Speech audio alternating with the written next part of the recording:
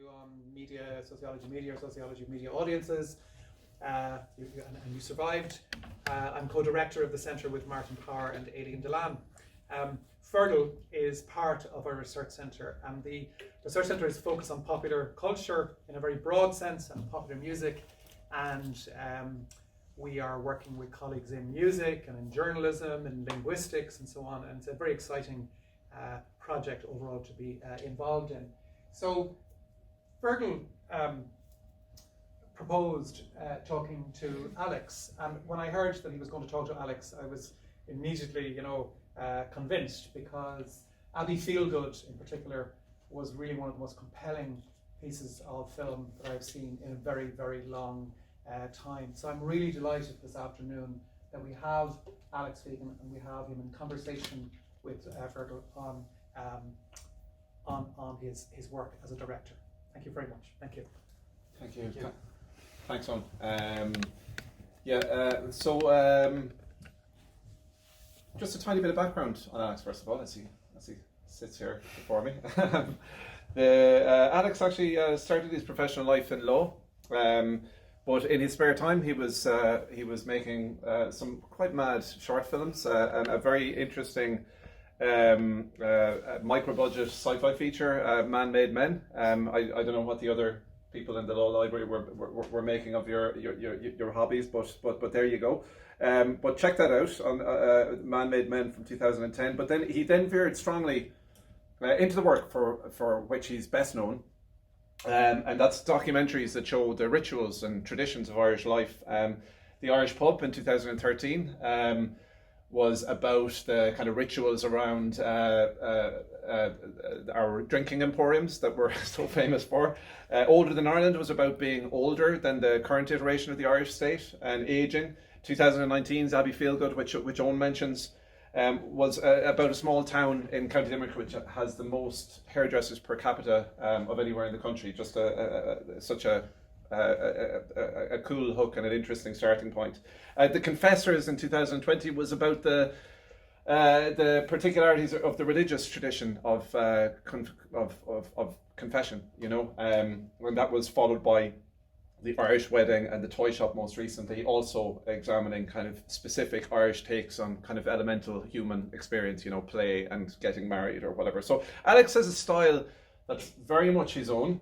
He documents the story of everyday lives, puts those people and their rituals front and centre, without comment, without judgment. He comes from a rich international tradition of kind of human up documentary filmmaking, like Michael Apted's Up series, which about the lives of young people from the 60s up as they aged in Britain. Hiroshi Teshigahara's Ikebana, which kind of looks at the art of flower arranging in a really up close and kind of personal way. Even David Gelb's Hero Dreams of Sushi from a couple of years ago, just about a man's obsession with perfect sushi. And like the subjects that Alex chooses, they're small in some respects, and less dramatic, but no less interesting for it, I think. He shows lives in miniature, in a way that's instinctively empathetic and always deeply respectful.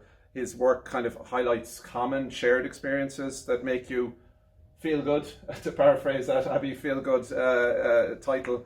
And it's kind of optimistic and life-affirming, but it doesn't shy away from the difficult topics either, whether like there's suicide, aging, death, alcoholism, loneliness, it's all in there. So really looking forward to hearing more about the process today with examples. So we're going to have a Q&A for about 40 minutes, with 10 or 15 minutes at the end for questions. But I'm just Alex, first of all, so back in the courtroom? Yes, scary. So I suppose just to start with, Alex, like what made you go from a respectable and well-paid profession like law to go into this crack? Very good question.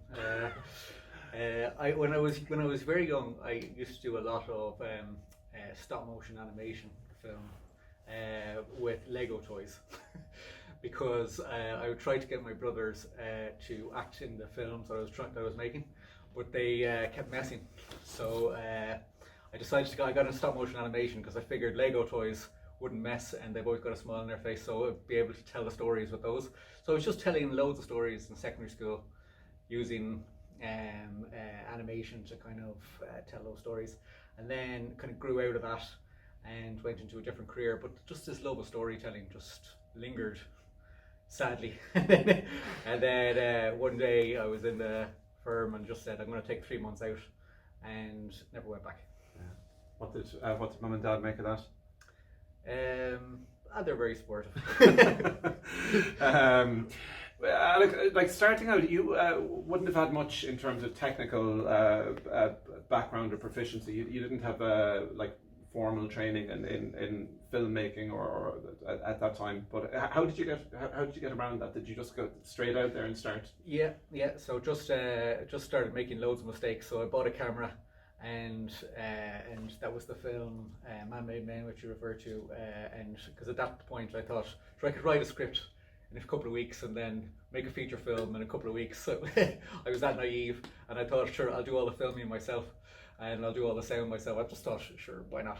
That's how naive I was. And then just by making loads of mistakes, slowly got better and better at the technical side of things. But it was pretty nerve-wracking in the beginning, because I kind of realized, God, I'm very bad at this actually. When I was working, years earlier with toys, everything looked big because they were so small, and even though I had a very amateur camera and I was just editing it all in camera, now suddenly I was having to edit everything myself, and I didn't know how to do any of that. Didn't know anything about cameras or lenses or anything like that, so just had to learn from mistakes. What was the biggest thing that you learned about in those early days? What was the biggest lesson you got? Did you do any particular course, or was that the day of YouTube tutorials a little bit before that? Yeah, it was kind of YouTube tutorial. What I did, the biggest thing I learned was I went online and I wanted to get advice from like people that had made it or that succeeded in filmmaking. And so I went online and started Googling all the directors that I kind of liked and got their bits of advice. And then I kind of edited all their bits of advice together, and it was all the same, which was just do it. And so that kind of convinced me that the best thing you can do is just not to worry about anything, just to do it. Very good. That's kind of what I've been doing since. Tell me about, I suppose, the ideas, and that's a thing. I think there's lots of journalism students here coming up with ideas and concepts and pitches, which yours are always very clever. They're kind of immediately identifiable and kind of good elevator pitches. And that probably didn't happen by magic, but just tell me about, I suppose, where your ideas come from. And maybe with a focus on the Abbeyfealegood one, just as one that a lot of people here might know about. Watched.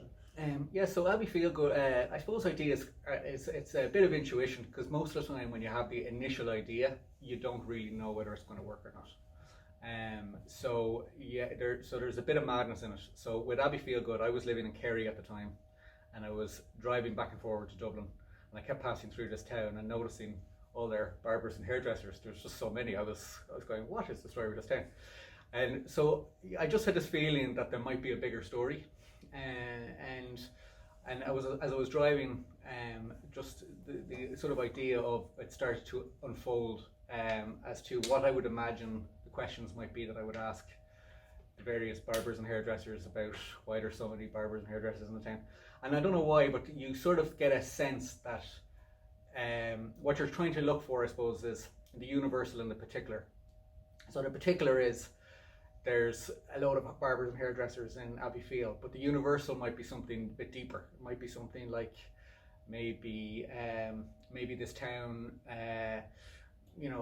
wants to love itself more, or maybe so the word love kept coming into my head, and so for some reason all these spiritual things kept coming into my head. It's like, with most stories, if you were to if you study story, it always starts off with kind of a protagonist, and he knows what he wants, and then halfway through the story he kind of realizes that what he wants, or she, is not really relevant.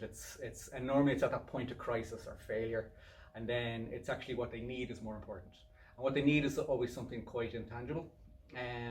So for example, like Schindler's List, he might, Oscar Schindler might want to be wealthy, but what he needs is actually to help others. So Abbeyfeale was kind of like, here's a town that in the beginning of the film wants to be, laments the fact that it's gone downhill, laments the fact that the windows are broken, laments the fact that you can't buy underwear in the shops, or all the pubs are closed. But by the end of the film, what you realise is actually what they needed, they had all along, which was community and togetherness, and they have that in the barbers and hairdressers.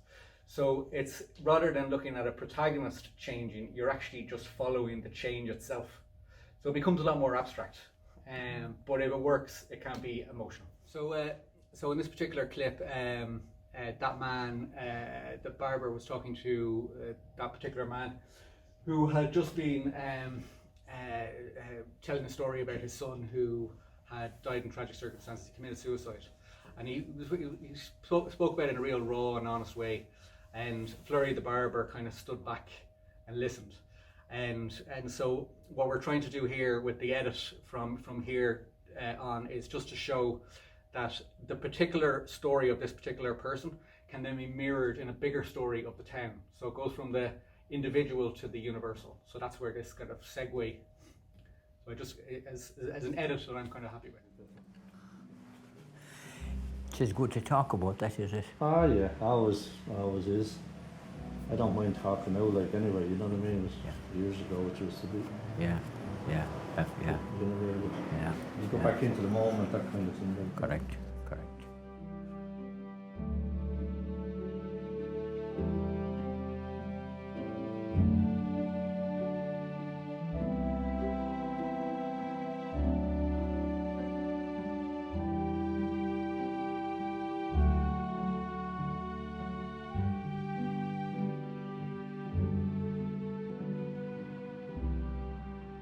And I do definitely believe that they take all the good ones first. I always say that, the good goes first. People that die young and things like that, I think it's because they're always the nicest of people. Always, yeah. They are indeed. That's nice. Yeah, exactly. That's nice. You have to move on with that as well. Yeah. So tell me, you were in Carlingford for a hit night. I was in Carlingford for a hit night. And you enjoyed it? It was actually the best place I've ever been for a hit night. Where are you going tonight that you're doing the hair? Newcastle West or somewhere? Yeah. Newcastle West? I'm not good, would you believe? I don't know, Tim was in Mexico, so he's only home today, so we might go somewhere. Oh, Mexico. Very We'll go nice. tomorrow night, no, in Abbeyfeale. In Abbeyfeale. Yeah. It's gone very quiet, like. Is it really? They're all getting the green bus now to Killarney. Like myself, I would only go out in Listowel or Newcastle or Killarney. Like none of my friends ever go out in Abbeyfeale because there's nowhere's open past 12 or 1 o'clock. Yeah, and we often get taxis back to Killarney. Now, I should be going this weekend, but I'm not going. There's a few of them, they've hired a bus, they're heading back for the night, for the match. Yeah. I suppose we possibly get tickets to the match. You have no what you call it, have you? You have no pull. You have no pull. No, that's fine. I said I'd ask. I am. I'm looking for. Well, if we got one, we take it. But we're anxious to go. Oh, and have you any pull at all? Well, Liam would work all right, and Padraig in the job he has, but I don't know. There's a pile looking for him myself. We hope they'll do well in Limerick. They're very good, great bunch of men, well trained and everything. Oh yeah, it was fantastic, to be honest. I was delighted for him, you know. It was nice to see it, you know. Nice to see Limerick doing it for a change, you know.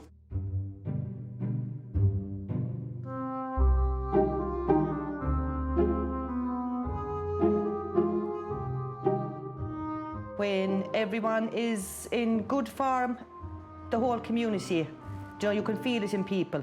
But then when something happens in the town, it affects the whole town as well.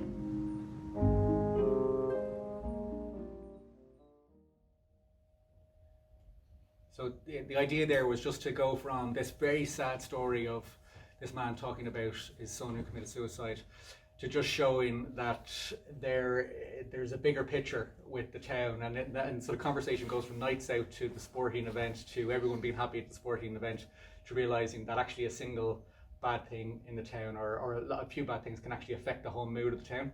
So and then that carries forward into the theme of community, that we're not islands, we're together. And what's funny about this film was like so right away. So at the beginning when I was driving through Abbeyfeale, that idea of community was sort of like, okay, this is the story. So we'll start at one place where they're kind of where everyone is almost lamenting the downfall of Abbeyfeale, to the end where they're celebrating what Abbeyfeale actually is.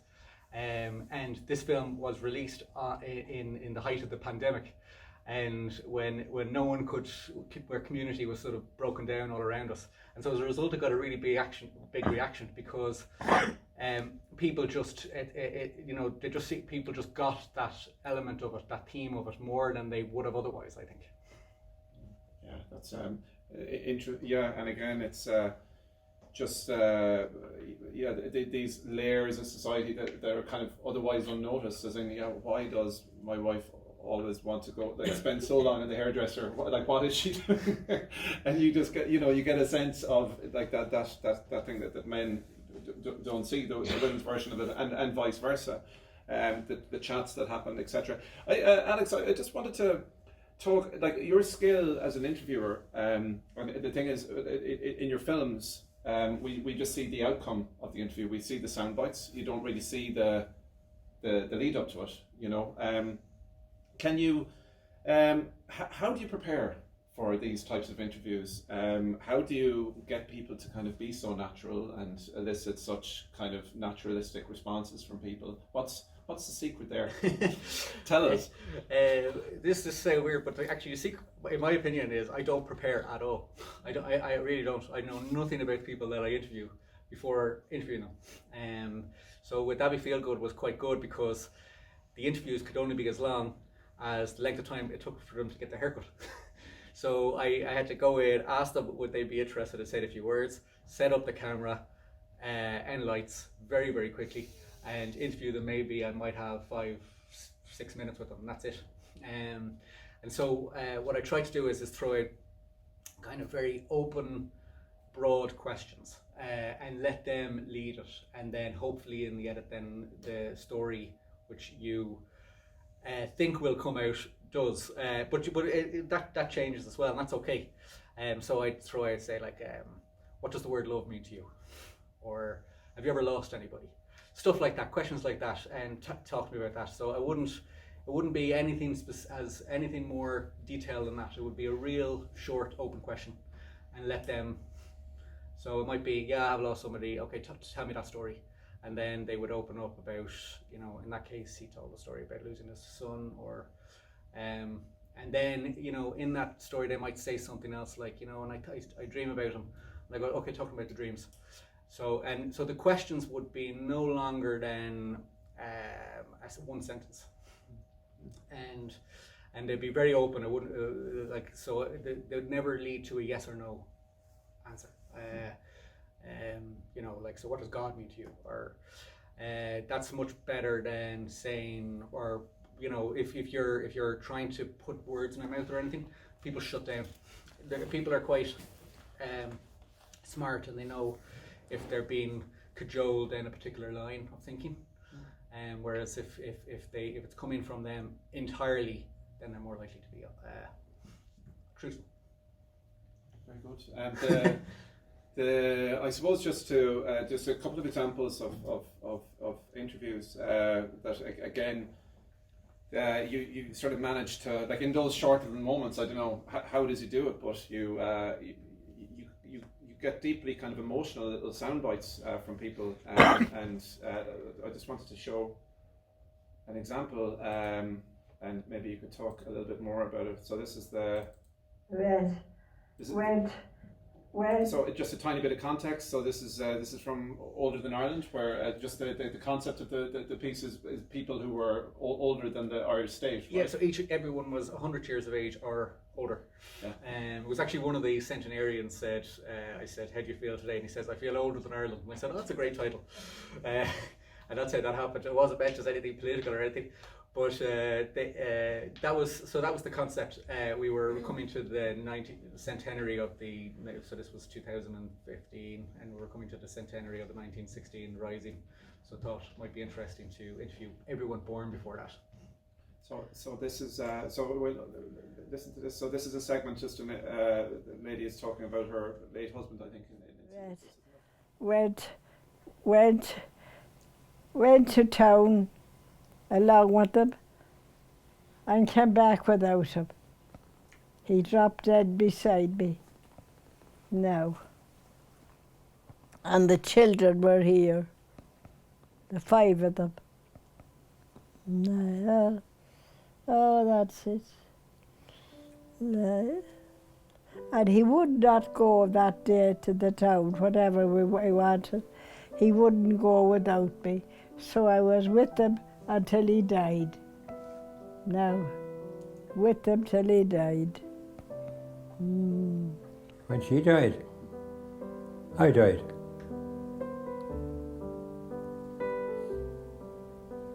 When she died, I died. And I didn't care after that now whether I lived or died, and I don't still care.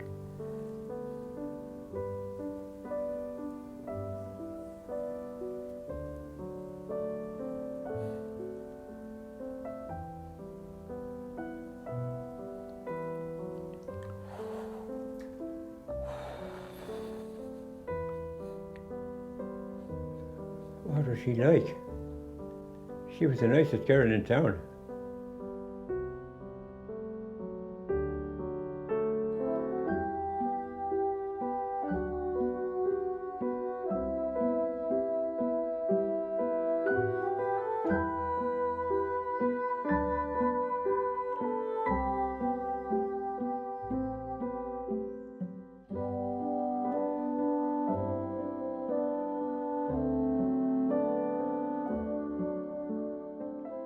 I'll never forget him.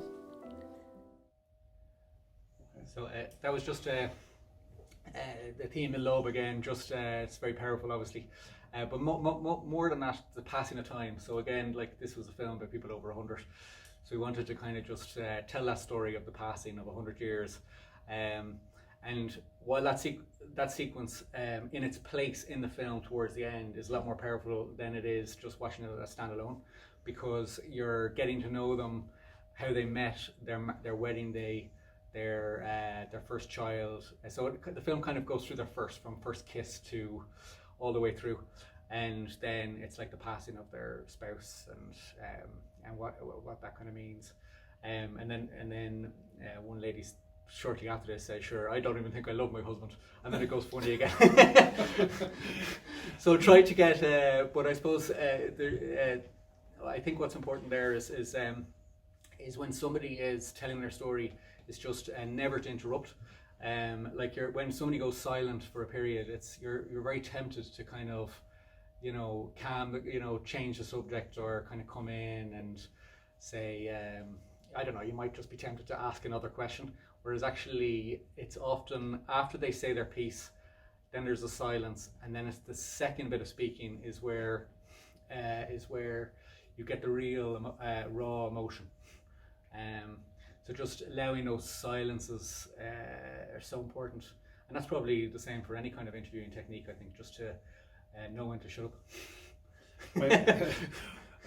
When I'm butting in there a little bit, but when somebody's getting upset in front of you like that, Alex, like how do you respond to that? Well, he was actually he wasn't that bad. There was another interview we did where a man actually just burst into tears crying, and it didn't actually make the film. But he wasn't talking about his wife. He was talking about his mother who passed away, and it was almost like he hadn't even thought. She died when he was quite young, and she had a cross on her chest. And he was the man sitting in the car in the trailer. You kind of saw him, and she's at the end of the trailer, and he just burst into tears.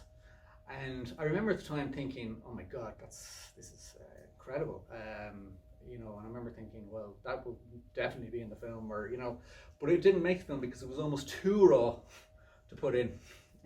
It almost threw the whole project. So there is a bit of as well, if there's an outlier comment or if there's an outlier reaction to something, if something's and it doesn't fit in with the general tone, it can imbalance the film. Did you have people afterwards that were So that's, you know, I don't want that to be in the film, or were there generally, you know, responses like this that people were happy to, that they didn't mind, or, you know, what? Yeah, in general with all the films, actually, everybody is happy with what they film. But we always give people a chance to kind of, we let them, you know, because there is after an interview, you give them a release form. And so there is that moment where people can say, look, I'm not happy with this or that. Or if somebody contacts us afterwards, we'll always consider it. Like we did have that in Abbeyfealegood, where I won't mention who or what the circumstances were, but just there was again a mention of suicide, and they just didn't want, for the sake of the family, the story mentioned. So even though it was in the original cut, we showed it to them, and they kind of just asked us to take it out, so we did.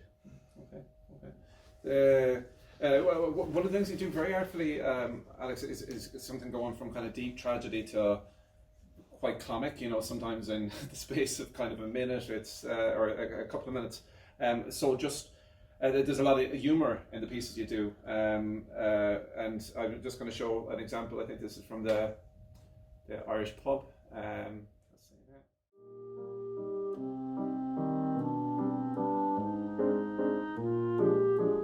Do you know, I never get excited about anything. I don't know what's wrong with me. I'm a different person. I never get excited about being there was a big crowd here that day, but you know what? I never got excited about it. So I got over it anyway, but it took me a couple of days to get back to normal and to lose the excitement.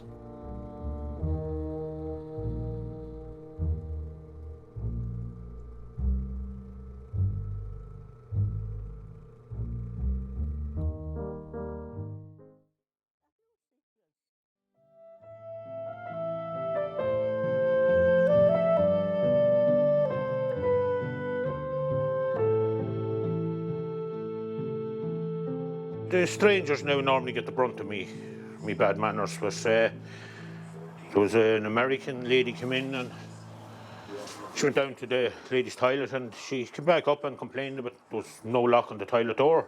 And she went to argue with me, and I says, well, my grandfather started business in 1911.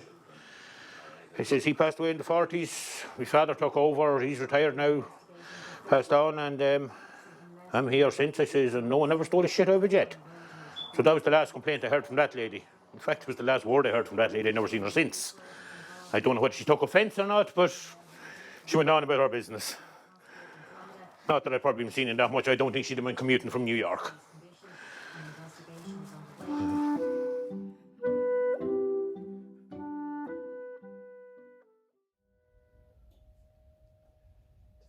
There's a nice element of just letting the joke settle, isn't it?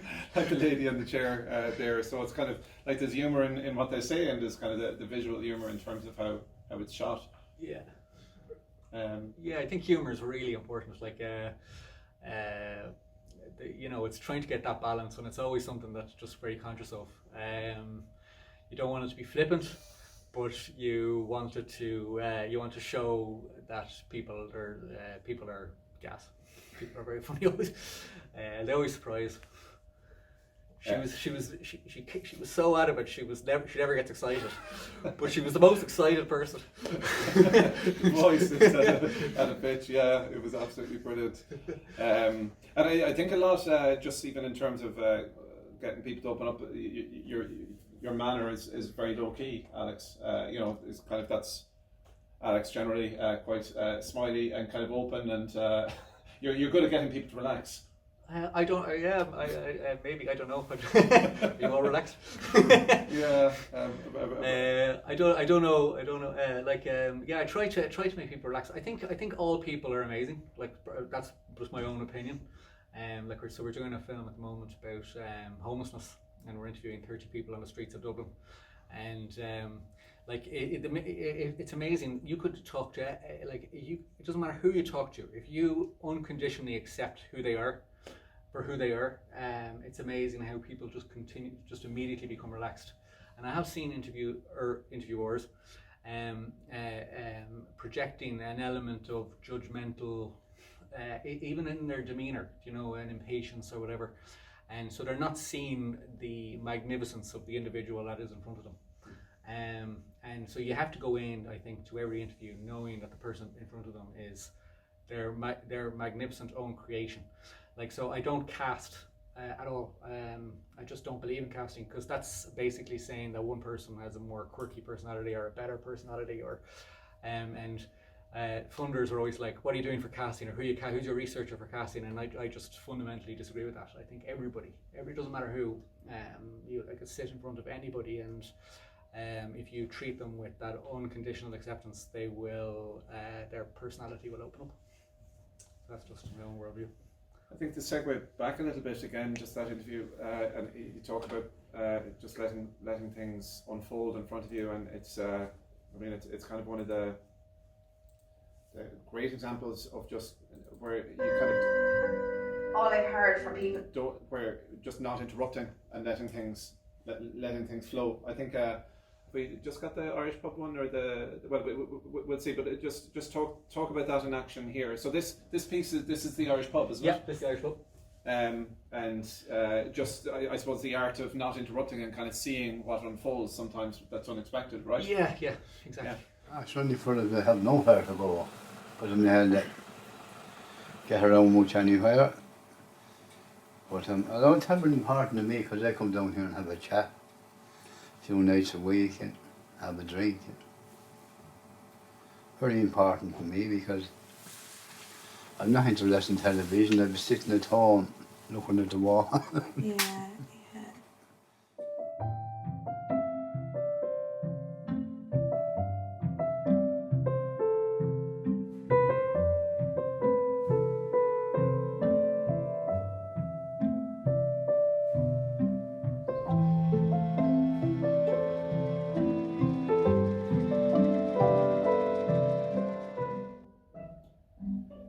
Again with that one, it's just at the end of the interview, you know, he orders a pint, but again, you could probably get more from that interview from seeing him sitting there by himself with the pint than you do nearly from the interview. So it's so tempting sometimes when there's like something like that to press stop or you know, or throw out another question, whereas just sometimes just to try and stand back as much as possible. You get something special sometimes. Yeah, I mean, when it came to it, whatever bit this lad in filming, Dano wants his pints there. Yeah, exactly. He didn't care about me.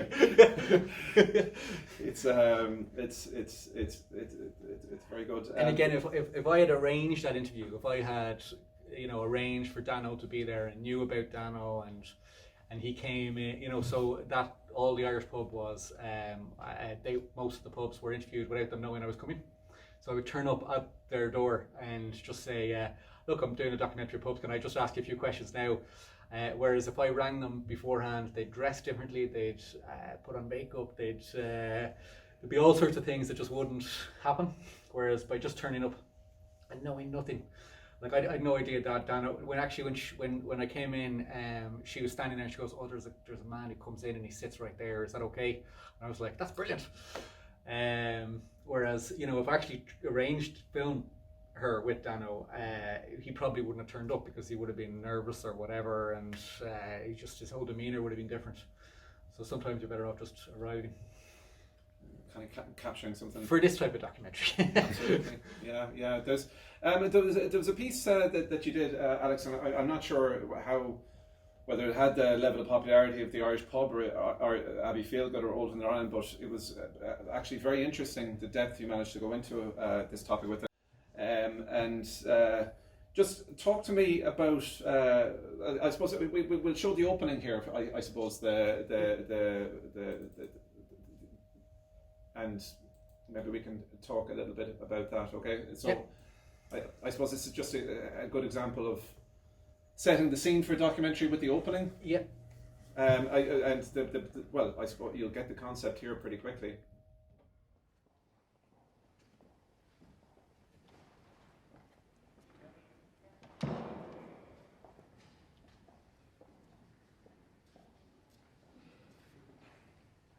Hopefully I will live long enough to to see confession boxes burned.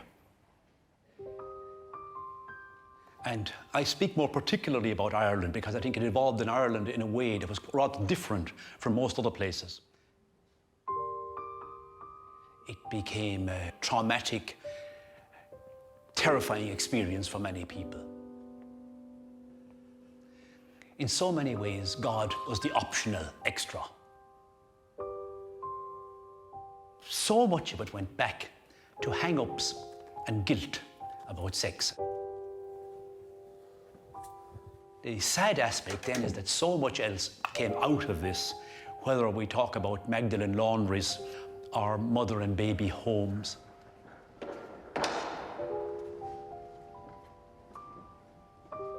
Women must have found it extremely difficult if they were quizzed about the intimate side of their lives by guys who were totally ill-trained, ill-prepared, and many of them should be the last people on earth to inquire into the intimate details of any person's life.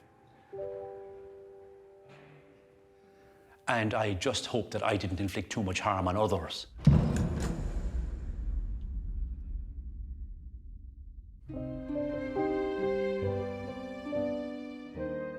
This is actually a feature. So this documentary is called The Confessors, and it played on RTÉ, and it was funded by RTÉ and BBC Northern Ireland, based on an idea that I had I watched my son go into confession. First confession, I was going, this is mad. He's going up to the priest to tell it, so I just thought.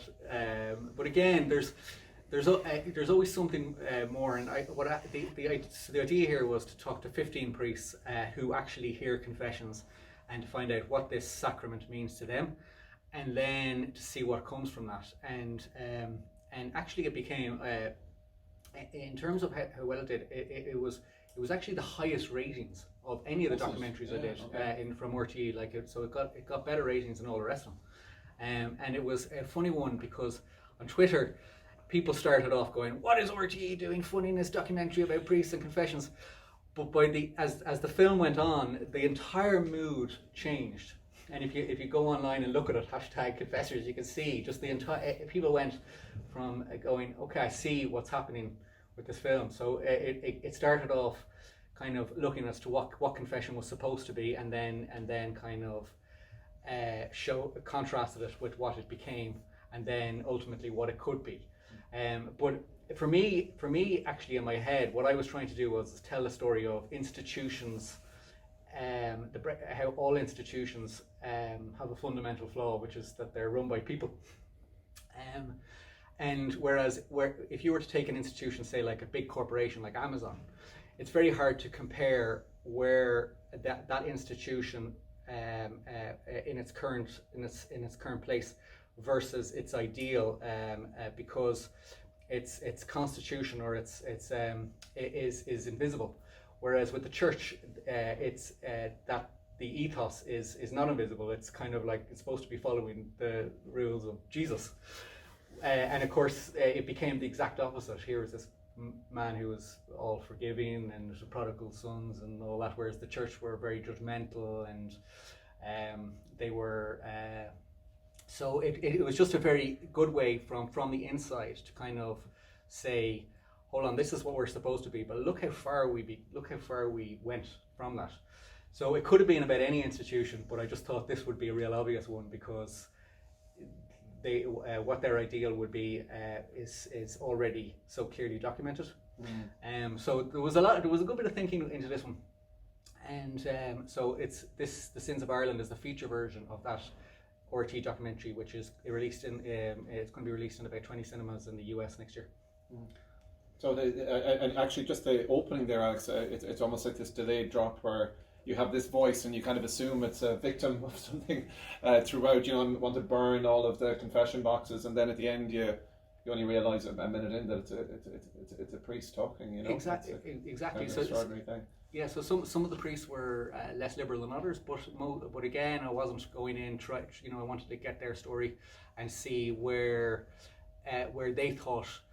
So again, it would start off with very basic questions to them, like what's forgiveness, what's sin, and then and then very quickly they started talking about the sins of the church, and it became almost them talking about confession. They began to confess. So you're looking for those mirrors, those sort of ironies, which can make something a bit more interesting. Beautiful. Yeah. So I'm kind of conscious of time here. Shall we? There's another clip actually from this. It might be a long one, Alex, about from this the confession one. This kind of little section where the priests start to open up about the sins of the church, and then there was stuff like I never heard before as to why the church became so obsessed with sexual sins. Like, you could almost murder somebody and it wouldn't matter, but if you did anything wrong with regards to bad thoughts, all hell broke loose. Now, that's more a generational thing. Your parents might be more get that more than, but it was a really big thing, and where that came from. So this is a slightly longer clip. So just, I suppose, essentially getting to the bottom of just burrowing into a kind of a bigger topic, and we'll just talk for a couple more minutes, and then we'll have just some time for questions from you guys. Okay. But there was only one sin, really, and in Irish Catholicism traditionally, which had to do with the whole area of sex and sexuality and guilt and worry and control. And confession became an instrument for this, an instrument of torture for many people. There was little joy in it. There were exceptions, but there was little joy in it.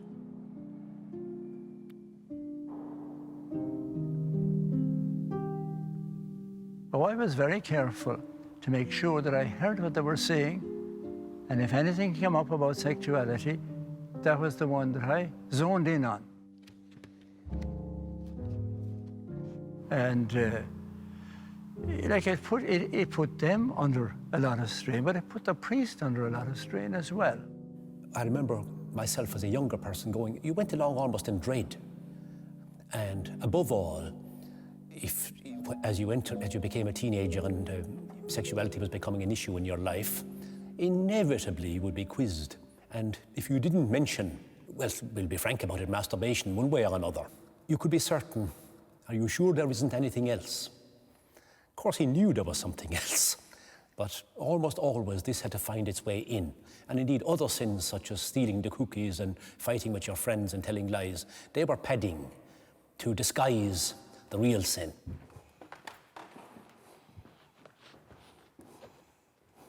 You could have a tongue on you that, as they say around here, cut a bush, but you could live with that. You could be drinking like a fish, or you could be ignoring your family. But if you did anything wrong in the sexuality area, a kind of all moral hell seemed to break loose, even in your head.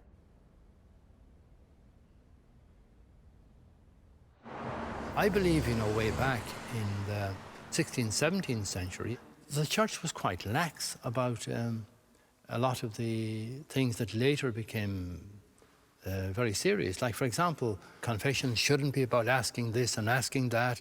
When I crept in, I don't know. One of the historical answers is that there was a heresy in France called Jansenism, which was very legalistic and focused on things like sexuality.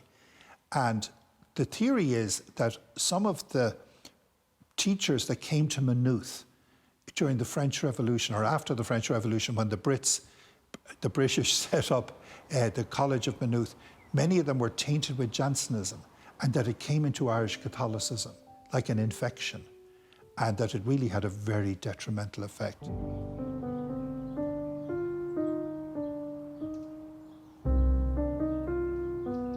Sadly, I have to tell you, if you look at the awful things that have happened in terms of, for example, abuse and so on in Australia and in Canada, sadly, if you look at the story, there's a strong Irish component in it.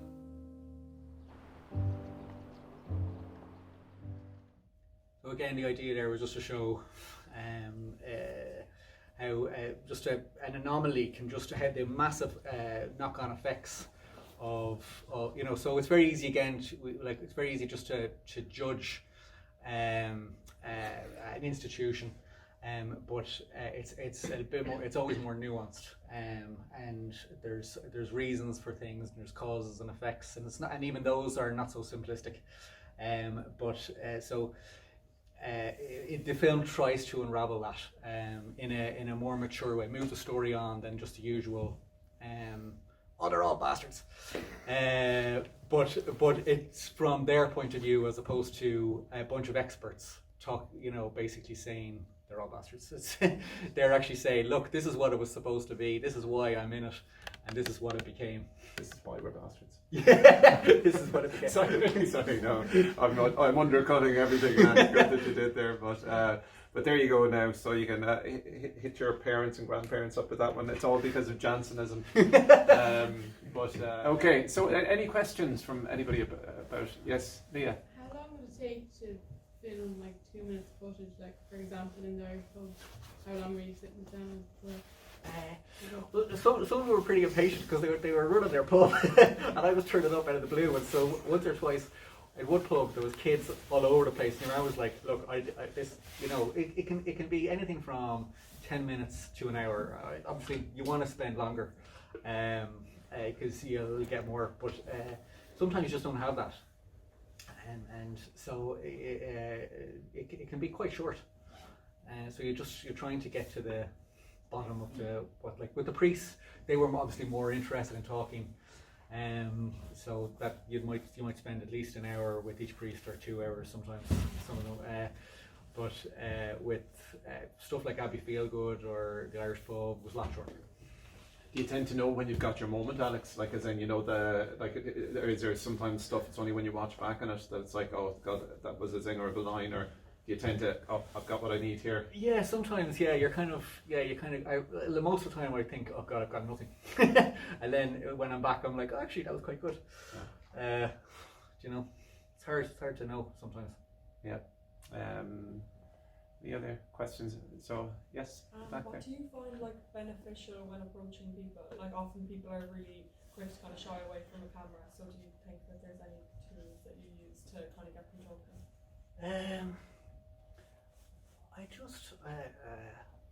I kind of just go in and just kind of ask nicely. I explain what I'm doing, and I do give people an out. If they're if people aren't happy what they said or whatever. Like I said, people in general, people don't go there, but it's going in and just asking politely. I was curious, Alex, you've answered what I was going to ask you about, which is about kind of, particularly at Abbeyfeale, these are really intimate spaces, right? So Fergal was talking about, his wife had gone to the hairdresser. Usually men, when men go to the barbers, they will talk, all the time they will talk about things, and maybe talk about things that are on their mind.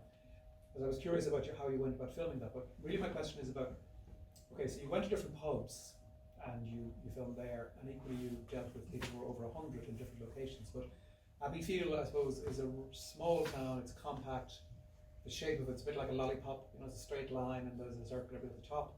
And what I was curious about was, from the beginning when you started filming in the barbers or the hairdressers to the end, did word get out in the town? Oh, he was here yesterday, and he asked me about. So, was that a challenge in making Abbeyfealegood? Not really. Word definitely got out, but and don't get me wrong, we did go up to people that were getting a haircut and they told us to go away. And normally what would happen would be, if you went into a barber or a hairdresser, and if one person says no, you can be guaranteed no one else will say yes, because so you're better off just walking out and coming back, because a tone enters the room, and it's no one wants to be oh, I'll do it. But if one person says yes, you'll get everyone. So it's you have to go to the right person first. You have to go to the person that you think will say yes, because if you go to the wrong person first, you're goosed.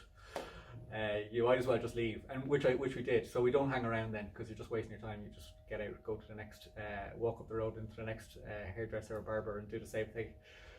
And it's funny, you're interviewing people like there's no more intimate position to be in than than someone with their hair kind of in all sorts. It's the last way you want to be kind of represented on TV. But even I think quite a few of the guys here were out doing vox pops recently with students who you'd think would be more open to chatting and things on camera, but it was a problem for a lot of you as well, wasn't it? Just actually getting people to talk on camera, yeah. Yeah, it's funny. I don't know. I don't seem to have that problem. But I like with the confessors, I was told no priest will talk to us. That's what I was told, and I don't think one priest said no to us. So it's funny. I don't know. Maybe there is something. Just when you're going up to somebody, just I think to explain to them what it is in a way that doesn't feel threatening at all. That makes them feel comfortable. I don't know. How many people do you go and shoot with? Are you pretty much on your own setting up, or do you have... no more than myself and another. So a small team. Time. Yeah, small team helps as well. Anyone else like to? Thanks very much. Thanks for joining us. Nice, thank you. Yes, sorry. Yeah. I suppose where would you have got? Was there a particular like director or actor or interviewee growing up for yourself, maybe in like your late teens or early 20s, something like that you would have looked to and said, I want to be like him or her? Maybe that gave you motivation to do filmmaking and directing. I was a big Stanley Kubrick fan, like all filmmakers. But there was a guy called Roy Andersson. He's a Danish film director, and he does these. The background is hugely important to him, and everything is long depth of field. So it's like you're seeing the foreground, the middle ground, and the background. And I was really kind of inspired by that style, where I became frustrated by a lot of interviews where the background seemed to not matter to the interviewer. It was just, they might as well have been filming them anywhere. It wasn't revealing information. Talking heads are incredibly boring, whereas their environment is actually can reveal so much. The pub, the confession box, the hairdresser, the centenarian's home. So this was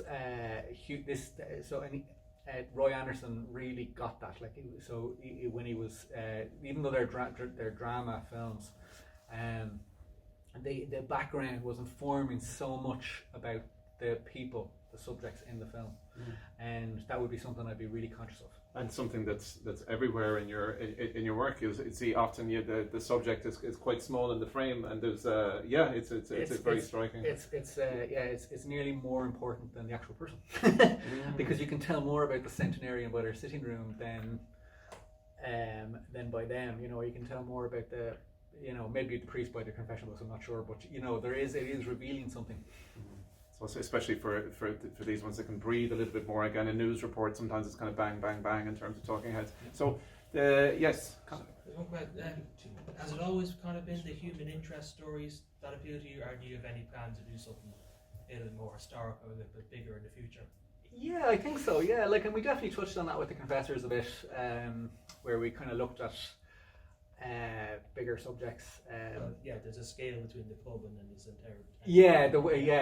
That's a bit more sort of journalistic, not really journalistic, but it's we're trying to uncover the reasons for things, whereas with a lot of the other documentaries I'm more interested in a more thematic.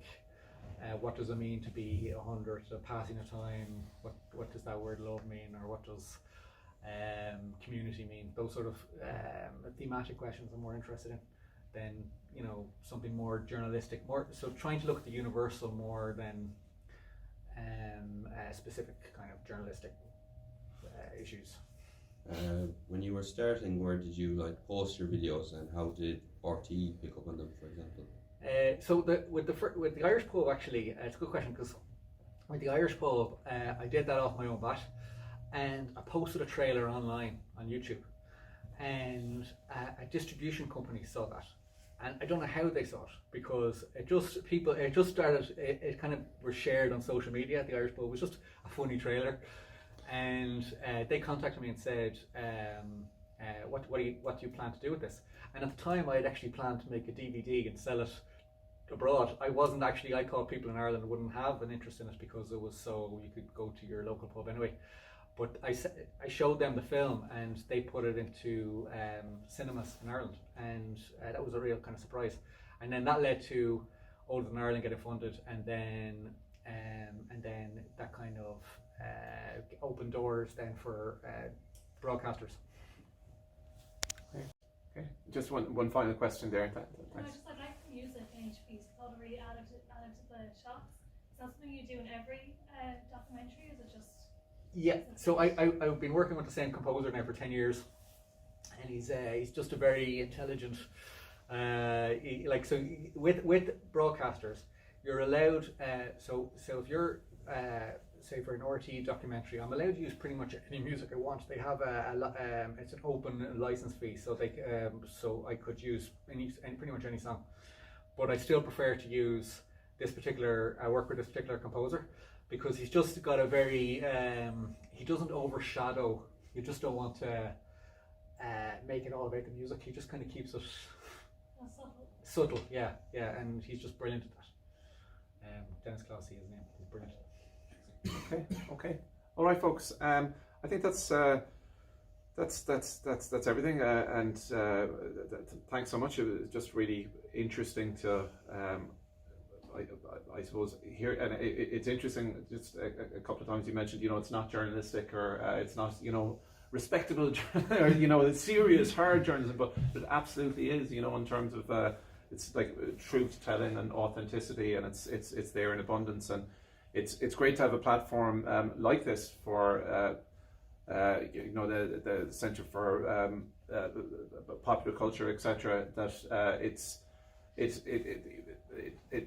it has the links between kind of hard journalism and kind of more kind of abstract representations of what journalism aspires to. So you're bang on the right line in that regard, Alex. So keep doing what you're doing. I think you're always kind of eager to kind of move on and do something else. I notice sometimes you don't value your own work to the extent it should be valued. So I hope you take kind of renewed energy going forward. To kind of it's such a great genre, and it's just such a brilliant document of most of those people in the Older Than Ireland film have passed away since, haven't they? And actually, everyone. Yeah. Everyone. Wow. Okay.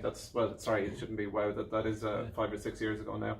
But and indeed the confession box, etc. So thank you so much for your time today, Alex, and thanks to everyone for coming. And just a quick thanks to the CSPMPC team, and especially Eoin, just for helping with the practicalities and giving a platform for this. So thanks again, Alex. You're welcome. Thank you.